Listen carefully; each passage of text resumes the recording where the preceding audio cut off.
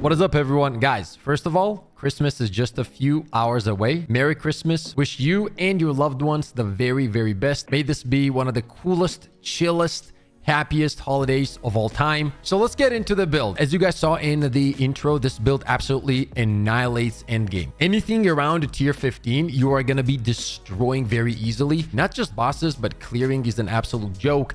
And not only that, guys, but like if you take a look at my Atlas skill tree, you see that I have +1 to map boss difficulty right here, another +1 over here. So when you're seeing this footage of the higher tier gameplay, it's even higher than that in reality because I've buffed up the map boss difficulty, right? We are no longer going to be swapping weapons. And for your main weapon, we're going to talk about that separately, but you're going to have two options, right? As for Detonate Dead, you're going to slap on Corpse Conservation, Minion Pact, Spell Echo, and then Brutality. So we're kind of going all out on the damage here. That's why you saw that crazy damage on bosses where you're melting them within just a few seconds. And you're going to have one Detonate Dead, and you're going to be literally spamming this 100% of the time. Mana's not going to be an issue because Detonate Dead you can keep on a lower level. Mine was level 11 from the gem itself. I never have any kind of mana issues at all, and I barely have like what, 1200 mana or something.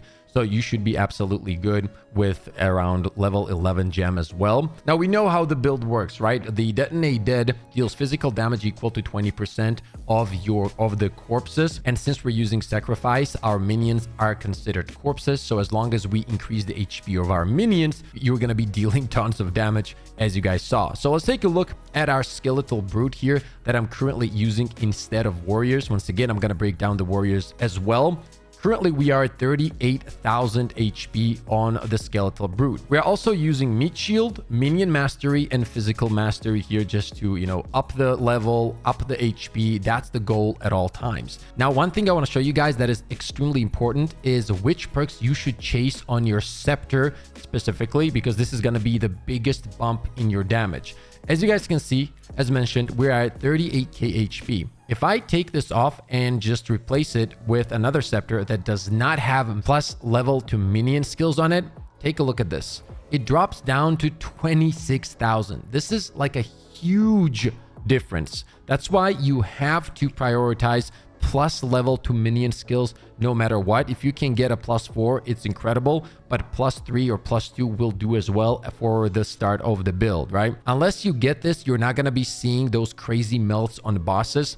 Also, you can get that on your amulet and on your helmet. Keep in mind, I don't have those on any of mine, and I'm still able to melt the bosses the way you saw in the intro. However, if you do get that, that's going to be another crazy increase. That's another +4 to your minion skills. So make sure to chase those if you're trying to like obliterate bosses. Once they do update that, I will upload a video and show you guys just how powerful that is. So when you combine this with all the gems that we went over, that's how you get the crazy damage that you saw. On top of that, we're going to be combining it with Soul Offering. This increases your overall damage by a lot, like approximately 50% plus. We're going to be using Soul Offering in combination with Persistence to increase the duration of the skill, obviously. And then Ablation. This one is a 30% increased effect of offerings. Supported skill sacrifice 15% of life on use. But this works really, really well with our build. Then we have Sacrifice, as mentioned, in combination with Cannibalism and Clarity. And Vulnerability is something that you can use. I've been using this for a very long time on pretty much every build that I run on my Blood Mage, and it does work with this one. It isn't mandatory though, but you can use it if you want to. I'm also using Inspiration over here, so the skill costs 40% less because it does eat up your mana a lot. Then I am running 2 Clerics in combination with Arcane Tempo, and we're going to be running 4 Brutes. We're also running Green Fist. This is for survivability. Now, when it comes to dealing actual insane damage, there is one thing that you really need to pay attention to, and that is going to be your life, because this is directly going to be tied to our Ascension, in this case, directly tied to Gore Spike, because we get 1% increased critical damage bonus per 40 life, which means that in our case, if you take a look at it, we're going to be sitting at around 5,000 HP. So per 1,000 HP, we're getting extra 25% increased critical hit damage. So for us, that's going to be 125% increase. So when you're going into a boss fight, you want to have your life overflowed as much as possible because you are definitely going to see a difference. As for the clerics, I want to showcase exactly why I absolutely love these guys. So first of all, I'm going to turn off these clerics right here. Boom, go away. And now I'm going to try to kill one of these brutes.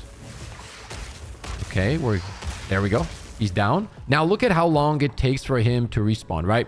Quite some time. This is going to be extremely annoying when I'm fighting a boss, for example. If I do get unlucky and take out all of them by chance, and then I don't have minions, that can be very frustrating. However, now take a look at the difference when I have my clerics up. I'm going to take out the brute. Look, he's already up, guys. Just like that. Do that again. Boom, he's dead.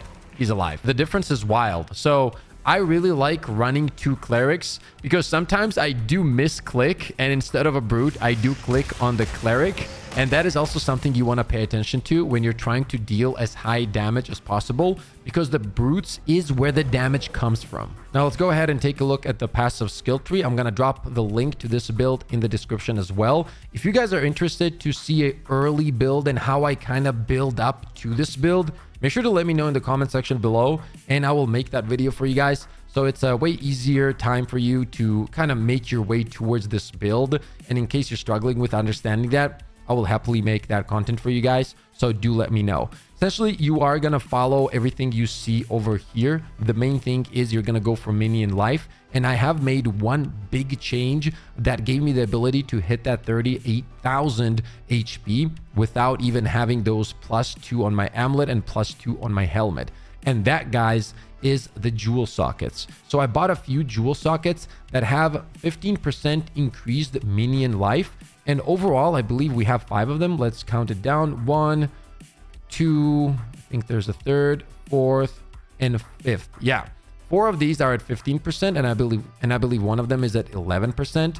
But this made a huge difference in my overall damage as well. Hopefully I can push another one, maybe 2 of them, and move on from there. As you guys can see, we moved away from this physical damage node because I wanted to focus on more minion HP. Instead, I did pick up these 2 nodes, which increased my minions health by 10% each. And we picked up 2 more, and we picked up 2 more over here. And one of the coolest changes that we've made for critical hit damage bonus are these nodes, guys. So if you haven't picked up these, make sure to do so. These are incredible for your burst damage. This, for example, gives you 30% increased critical damage bonus, and then 30% increased damage if you've dealt a critical hit in the past 8 seconds. And this also increases your critical hit chance by 12%. Now, why this is so important is that we already have Sunder the Flesh, which increases our base critical hit chance for spells by 15%. So if you take a look at my critical chance on my Detonate Dead, you will see that I am at 75.9%, which is incredible. You're going to be critting a lot, and that's how you're going to be bursting down everything on tier 15 clears, boss fights. As for the other things on the skill tree, it's all about crit chance, all about crit damage, and minion life. That's what you want to go for. Once again, I'm going to have the link to everything in the description. Check it out. Follow the passive tree. You should be absolutely fine, and you're going to start melting and annihilating bosses all day long. A lot of people have been asking me, like, which perks should I be looking for? As I said at the beginning, plus level to minions is what you want to chase all the time. Let me move this camera once again because it might get in the way. On your wand, you're going to have few options. So you can, what I like to do is use my normal wand most of the time. You can run the unique Enazun's wand. This will give you a 75% chance to not destroy corpses when consuming corpses, right? So it makes it a little bit more consistent to keep exploding your minions. Why I like to run a normal wand is because of the 100% increased critical hit chance for spells, and that's how I have that absolutely insane 75, almost 76% crit chance on my Detonate Dead. If I swap this out for the unique, you will see that it drops down to 67, almost 67%, which is still really high. So if you are at around these numbers, you can definitely use the unique if you want to, and your crits are still gonna be there. You're not gonna have to worry about it. But that said, having like this kind of crit chance is kind of cool. So I like to play with the normal wand. On top of that, it has a little bit more increased spell damage as well. But when it comes to some of the other perks that you can get on your wand, I do believe that the increased physical spell damage affects your overall damage as well, because the Detonate Dead does deal physical damage. So if you do get a wand with, let's say, critical hit chance, physical spell damage, increased spell damage, and let's say a +4 to level of all spell skills, that's the perfect case scenario. If you can get that wand and then you can get like +2 minions on your helmet and on your amulet, you're most likely going to be deleting bosses in maybe 2-3 hits, maybe even 1 hit. Depends on how high your critical hit damage is, but you can probably do some absolutely disgusting stuff. And that's what I'm working towards. And when I get there, I will update this build. I'm also thinking to start up a sorcerer and make really fun teleport and blink builds, so stay tuned for that. But essentially, those are the things that you're going to be worrying about when it comes to damage on your wand. On your scepter, it's simple. Once again, minions, increased life, +4 to level skills, and increased spirit. Now let's quickly talk about the cheaper version of the build. That's going to be with warriors. If you cannot afford, let's say, at least 2 or 3 brutes, I would 100% advise to go for warriors instead. They're only 20. You can easily make them work as well. It's not going to be as high of a damage as the brutes, but you're still going to be taking out bosses and clearing tier 15s. You're going to need around 330, 340 spirit to have 4 brutes and 2 clerics. For the gear and survivability, all of my resistances are capped out, as you see right here. This really does help. When you combine this with the fact that we are running around with 5,000 HP and over 3,500 shield, it is very hard to die on this class. Like, legitimately, you're not going to have problem with survivability. And by the resistances, you can probably tell we're focusing on getting resistances on our gear pieces as much as possible, to the point that you manage to at least get close to capping out the resistances. This is going to make honestly a big difference when you're clearing the highest tiers, for you to be very consistent with the clears and not lose XP and so on. On the amulet and the chest piece though, always go for spirit. You are gonna need that no matter what if you're trying to make this build work to its maximum potential. Okay, I think we covered everything for the build. If you guys have any questions, drop them in the comment section below. You guys know I love to answer as many comments as possible. I still have to min-max it, man. I want to get those minions. I want to get those plus levels to minions on the helmet and the amulet. I really want to see the difference with extra +4 minions. That's probably going to go crazy. So if I do get that done, or should I say when I get that done, I'll keep you guys updated. Thank you so much for all the love and support. Stay positive, stay disciplined, and I'll see you all on the next one.